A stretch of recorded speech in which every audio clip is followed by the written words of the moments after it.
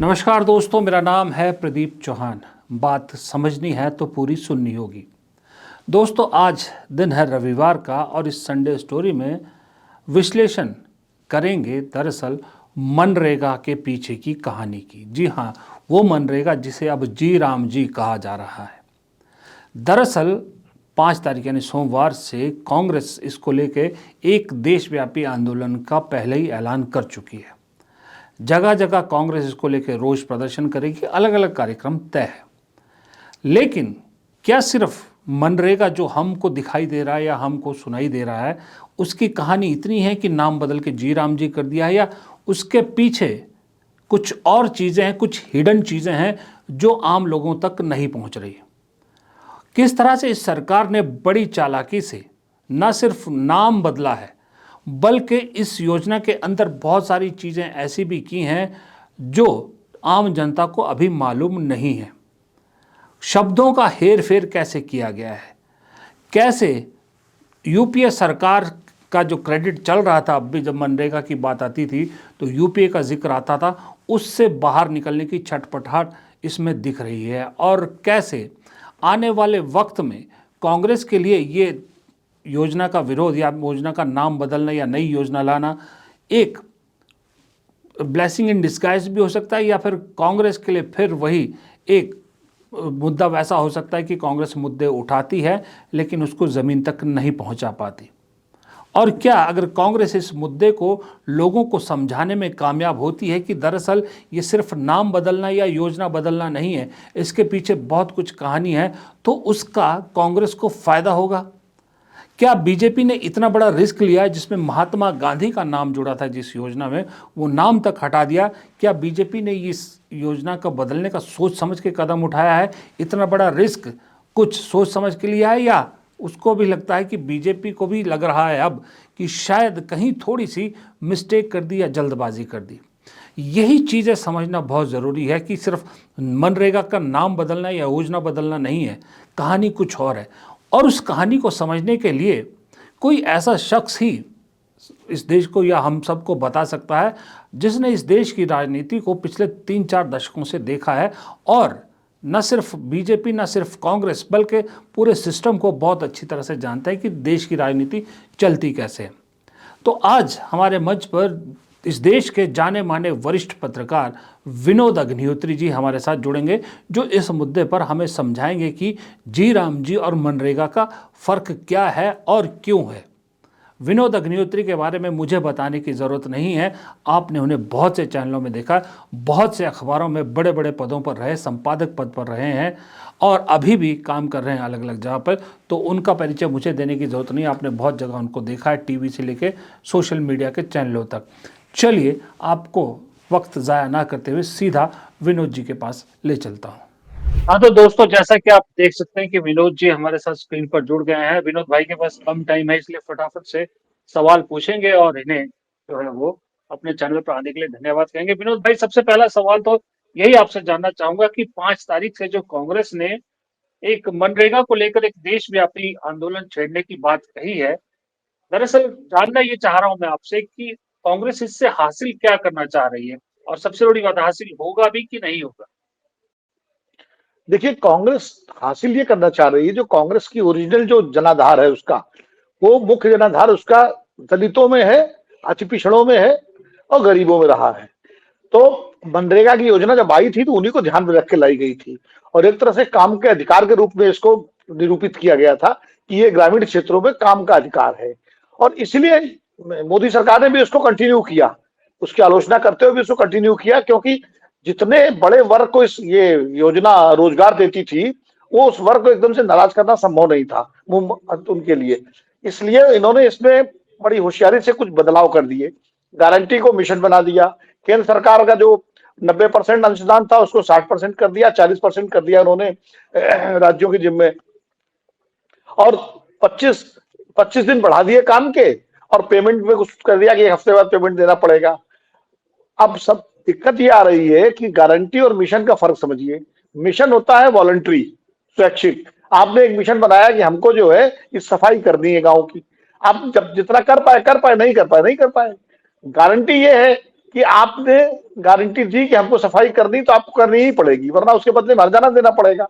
तो इसमें भी वो व्यवस्था थी। तो ये सारे मुद्दे हैं। और महात्मा गांधी जी का नाम, क्योंकि कांग्रेस अपने आप को गांधी जी का वारिस मानती है, तो गांधी जी का नाम इसलिए रखा गया था। और गांधी जी का नाम चूंकि हटाया गया है तो उनको लगता है कि ये भी एक मुद्दा जनता के बीच में जाएगा और इससे गांधी जी के नाम को लेकर के हम लोगों के बीच में अपनी बात कह पाएंगे। अब दिक्कत क्या है, कांग्रेस के सामने सबसे बड़ी समस्या उसके संगठन की है। कांग्रेस प्रोग्राम तो बहुत बड़े बनाती है, लेकिन उसका संगठन जो नीचे का, खासकर उत्तर भारतीय राज्यों में, उत्तर प्रदेश में, बिहार में, झारखंड में, उत्तराखंड में, इन राज्यों में, दिल्ली में, हरियाणा में, जहां मध्य प्रदेश में भी अब वही स्थिति हो गई है। इन राज्यों में संगठन बहुत कमजोर है और इन्हीं राज्यों में कांग्रेस को अपना ग्राउंड गेन करना, रीगेन करना है। तो अब ये जो आंदोलन है मनरेगा को लेकर के, जो 5 जनवरी से शुरू करने की बात की गई है, अब इसका क्या प्रारूप होता है ये भी कांग्रेस ने स्पष्ट नहीं किया है। क्या वो जिला स्तर पर धरना देंगे, राज्यों में धरना देंगे, या गांव गांव में धरना देंगे, क्या करेंगे, क्या प्रक्रिया होगी, कैसे इसको जनता तक पहुंचाएंगे इस मुद्दे को, ये इसका पूरा फॉर्मेट अभी, स्वरूप अभी स्पष्ट नहीं किया है पार्टी ने। लेकिन जो भी है, जिस रूप में भी ले जाए इस मुद्दे को, अगर इस मुद्दे को नीचे ले जाने में कामयाब रहती है कांग्रेस, अगर उनके इकाइयां, उनकी प्रदेश इकाइयां, जिला इकाइयां, वार्ड इकाइयां, ब्लॉक इकाइयां अगर लोगों को इस समझाने में कामयाब रहती हैं, तो निश्चित रूप से कांग्रेस को इसका लाभ मिल सकता है। और अगर खाली फॉर्मेलिटी के तौर पर कि हाँ भाई, एक लखनऊ में एक प्रदर्शन कर लिया, एक शिमला में कर लिया, एक जम्मू में कर लिया, एक पटना में कर लिया, उससे बात नहीं बनने वाली। जब तक इस मुद्दे को कांग्रेस गांव गांव लेके नहीं जाएगी, इस पर यात्राएं जब तक नहीं निकालेगी कि भाई आप पूरे प्रदेश में यात्रा निकालिए, जिलों में निकालिए, तो लोगों को लगे, खासकर जो वर्ग इससे प्रभावित है सीधे तौर पर उसको। और सिर्फ अगर आप गांधी जी के नाम को लेके जाएंगे तो उतनी बात नहीं बनेगी। गांधी जी का नाम साथ में रखिए, लेकिन मुख्य बात उसके प्रावधानों को, कि मनरेगा और वीबी राम जी जो योजना है, वीबी जी राम जी, इसमें फर्क क्या है, कैसे कांग्रेस ये समझाने में कामयाब रहती है कि भाई ये पुरानी योजना से क्यों अलग है, क्यों वो उसका विरोध कर रही है। अगर इसके फर्क को स्पष्ट कर पाती है, इसके प्रावधानों के फर्क को स्पष्ट कर पाती है और लोगों के मन में ये बात बिठा देती है कि हाँ वो योजना ज्यादा अच्छी थी, ये उतनी अच्छी नहीं है, तब तो इसका लाभ मिल सकता है। लेकिन सरकार भी सक्रिय हो गई है। आप देखिए, शिवराज सिंह चौहान जो कृषि मंत्री, ग्रामीण मंत्री है, ग्रामीण विकास और कृषि मंत्री, उन्होंने बराबर इंटरव्यूज देने शुरू कर दिए हैं, इस योजना के लाभ बताने शुरू कर दिए हैं, अखबारों में बड़े बड़े विज्ञापन आ रहे हैं। तो सरकार भी समझ रही है कि ये मामला जो है, मुद्दा न बने, इसलिए कांग्रेस सरकार जो है अपने स्तर पर प्रचार तंत्र में जुट गई है। इसका मुकाबला भी कांग्रेस को करना है। अब 3 राज्यों में कांग्रेस सरकार है, हिमाचल में, तेलंगाना में और कर्नाटक में। उन राज्यों में कांग्रेस कैसे इसको ले जाती है, फिर बाकी जो बीजेपी शासित राज्य है वहां कैसे करती है, और साथ ही साथ क्या इसको वो इंडिया गठबंधन के जो दूसरे घटक दल हैं, समाजवादी पार्टी है, आरजेडी है, डीएमके है, और जो पार्टियां हैं, वामपंथी उनका जो मोर्चा है बिहार में, जिस तरह से, क्या उनको इसमें अपने साथ जोड़ेगी या अकेले इसको लेके चलेगी, ये सब चीजें स्पष्ट होंगी, तब इसके असर का सही पता लगेगा। विनोद भाई, एक चीज आपसे और जानना चाहूंगा, हालांकि आपने बहुत सारी जगह पे इसका जवाब दे भी दिया है, लेकिन फिर भी मेरे दर्शकों के लिए आपसे जानना चाहूंगा कि आपका इतना एक्सपीरियंस है, जिस योजना के लिए मोदी जी ने कहा था कि ये नाकामी का सबसे बड़ा ढोल है, इसको मैं पीटता रहूंगा, 12 साल उस योजना को चलाते रहे, 12वें साल में जाके इस योजना में बदलाव करते, नाम बदलते, जैसा आपने समझाया, चीजें बदलते, इसके पीछे की मंशा आपको क्या समझ में आती, सरकार की मंशा को कैसे देख रहे हैं? देखिए, सीधी सीधी मंशा, इसमें कोई दुराव छिपाव नहीं है। देखिए, जब ये योजना बनी थी तो सर्वसम्मति से सदन ने इसको पास किया था, दोनों सदनों में। बीजेपी भी जो उस समय थी, नेता विपक्ष सुषमा स्वराज जी थी, अरुण जेटली थे राज्यसभा में, सबने इसको सर्वसम्मति से पास किया था ये विधेयक, क्योंकि ग्रामीण रोजगार की गारंटी की तरफ एक बड़ा कदम था ये, 100 दिन के रोजगार की गारंटी। और इसीलिए इसका विरोध किसी ने नहीं किया था। कुछ सुझाव दिए गए थे जिनको सरकार ने स्वीकार किया था, और उसके बाद ये योजना चली। लेकिन मोदी जी की सरकार आने के बाद इस योजना को लेकर तमाम तरह के ऐतराज और आपत्तियां सामने आई। ये भी सही है, कई रिपोर्ट्स में इसमें भ्रष्टाचार, कथित रूप से भ्रष्टाचार की बहुत शिकायतें थी, खासकर ग्राम प्रधान के स्तर पर, ठेकेदारों के स्तर पर जिस तरह फर्जीवाड़ा हुआ वो भी हुआ। लेकिन इसके बावजूद इस योजना के जरिए लोगों को रोजगार गांवों में उपलब्ध हुआ, और उस समय उपलब्ध हुआ जब गांव में काम नहीं होता है, खासकर जब फसल का काम नहीं होता है। वो हुआ। दूसरा, फसल के समय भी जो किसान, बड़े किसान जो मनमानी तरीके से लेबर को उचित मजदूरी नहीं दे के काम कराते थे, उस पर भी रोक लगी और लेबर मजदूर की शर्तों पर उनको आना पड़ा। यानी न्यूनतम मजदूरी जो 125 रुपए पहले थी, बाद में 300-350 रुपए तक हो गई, उसको देने के लिए जो है बाध्य होना पड़ा। तो इसके लाभ भी मिले थे और इसी योजना ने 2009 में कांग्रेस पार्टी को चुनाव भी जितवाया था। इसी ये योजना और दूसरी जो लोन वेवर थी, किसानों की कर्ज माफी, इन दो योजनाओं ने कांग्रेस को 145 से 206 तक पहुंचाया था, अकेले कांग्रेस को। यूपीए के दलों को भी फायदा हुआ था। लेकिन जब ये मोदी जी सरकार आई तो उन्होंने इस योजना के भ्रष्टाचार को मुद्दा बना के इस योजना को कहा कि ये विफल योजना है। और मोदी जी ने कहा था संसद में कि आपकी विफलताओं का स्मारक है, जिसको हम ढोते रहेंगे, तो ढोल बजाते रहेंगे, ये कहा था उन्होंने। दरअसल इस योजना से इतना बड़ा वर्ग लाभान्वित था कि उसको एकदम से खत्म करना जो है बड़ा नुकसानदेह हो जाता भारतीय जनता पार्टी के लिए। फिर 2019 के चुनाव में उसकी कीमत चुकानी पड़ती उनको, इसलिए उन्होंने इसको चलाया। 2000 जब कोविड आया तो कोविड में इसी योजना के जरिए लोगों को गांव में रोजगार मिला और उन लोगों को जो पलायन करके शहरों से लाखों लोग अपने अपने गांवों को गए थे, उनको भी इसी योजना के जरिए रोजगार मिला। और ग्रामीण अर्थव्यवस्था जो थी वो अगर अकेला सेक्टर था जो 3% की ग्रोथ पे था, बाकी सब माइनस में थे। तो इसलिए ये योजना, लेकिन उसी के बाद भारत सरकार ने एक दूसरी योजना शुरू की, राइट टू फूड, जो वो यूपीए का ही पास किया कानून था। उसके तहत उन्होंने 5 किलो राशन प्रति व्यक्ति जो है गांव में देना शुरू किया और करीब आज 85 करोड़ लोगों को मुफ्त राशन मिल रहा है। उस 85 करोड़ मुफ्त राशन के जो लाभार्थी वर्ग हैं, उसमें बहुत सारे परिवार ऐसे हैं जो मनरेगा के भी लाभार्थी थे। तो अब चूंकि उनको आप राशन दे रहे हो, 2028 तक वो बढ़ा दिया है। अब तो कोविड है नहीं, लेकिन वो राशन जारी है और उसका लाभ भी बीजेपी को मिला है। तो अब इनको लगता है, भारतीय जनता पार्टी का जो फीडबैक है, उनको लगता है कि शायद अब चूंकि हम वो राशन दे रहे हैं, सरकार दे रही है, और बाकायदा जो राशन के थैले में मोदी जी की तस्वीर होती है, उत्तर प्रदेश में योगी जी की तस्वीर साथ में, जो राज्यों के मुख्यमंत्री बीजेपी के उनकी होती है, तो उनको लगता है कि मनरेगा को रिप्लेस कर सकते हैं, अब हम उसका जोखिम उठा सकते हैं। और इसीलिए उन्होंने मनरेगा को खत्म नहीं किया, उसमें संशोधन करके नया विधेयक लाए। और एक तरह से वो योजना जो कि कांग्रेस के जमाने की थी, यूपीए की योजना थी, उसका जो जितना श्रेय था वो मनमोहन सिंह की सरकार को था। इसलिए उसको खत्म किया कि भाई उसको हटा के उसको रिप्लेस किया जी राम जी से, और राम जी का नाम भी जोड़ दिया, एक नया नाम दे दिया। और अब जो काम मिलेगा वो काम ये होगा, ये मोदी जी की सरकार काम दे रही है, ये मोदी जी की योजना है, भाजपा सरकार की योजना है। तो वो जो अतीत का जो एक वो क्या कहते हैं लेगेसी थी यूपीए सरकार की, उसको उससे उन्होंने इस योजना को अलग कर दिया, एक नए रूप में सामने ला दिया। लेकिन विनोद भाई, इसमें एक लोचा है। अब जैसे मैं जी हिमाचल में बैठा हूँ, यहाँ कांग्रेस की सरकार है, मेरी यहाँ के कुछ मंत्रियों से बात हुई, उनका ये कहना है कि जो आपने पॉइंट उठाया ना कि 90% से 60% पे कांग्रेस सेंट्रल गवर्नमेंट का शेयर आ गया, बाकी जी 40 स्टेट गवर्नमेंट को देना है।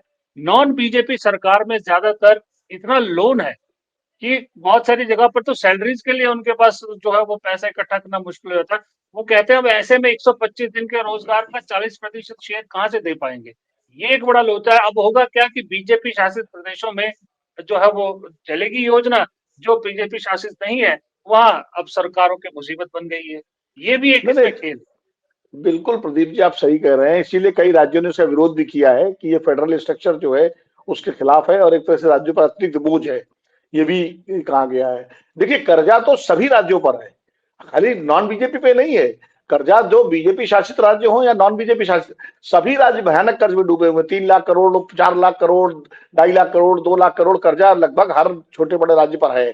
लेकिन बीजेपी शासित राज्यों का एक प्लस पॉइंट ये है कि चूंकि कथित रूप से जिसको डबल इंजन की सरकार कहा जाता है, उसकी वजह से उनको जीएसटी वगैरह का जो उनका पैसा है, जो राजस्व है, वो उनको टाइम पे मिल जाता है। गैर बीजेपी शासित राज्यों की शिकायत रहती है कि उनको उनका जो अंश दान है, जो जीएसटी का है और जो उनका देय पैसा है, वो देर से मिलता है या नहीं मिलता है, ये उनकी शिकायतें हैं इस तरह की। तो जाहिर है, जब 40% पैसा उनको देना होगा, वो पैसा वो सैलरी में देंगे कि योजना में देंगे। तो ये तो लोचा है, और ये लोचा सिर्फ बीजेपी शासित राज्यों, मतलब गैर गैर भाजपा शासित राज्यों के लिए तो है ही, उनके लिए ज्यादा है। लेकिन बीजेपी जी। शासित राज्यों के सामने भी दिक्कत आएगी फंड की।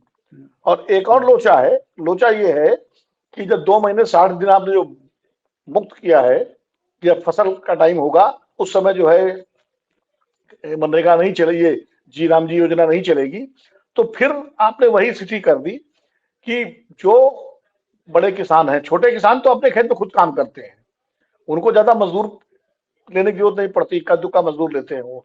जो बड़े किसान हैं, बड़ी जोत वाले हैं, उनको मजदूरों की ज्यादा जरूरत पड़ती है, और वो फिर अपने तरीके से मजदूरी मनमाने तरीके से, मनमानी शर्तों पर तय करेंगे कि भाई हम इतनी दे पाएंगे, कर रहा हूँ करो, नहीं तो मत करो। अब चूंकि आगे काम नहीं होगा तो मजदूर के सामने भी समस्या होगी, भाई काम तो लेना ही, चलो मतलब न्यूनतम मजदूरी नहीं मिल रही है, उससे कम मिल रही है, उसमें करो काम। तो एक ये पुरानी स्थिति फिर बहाल हो जाएगी।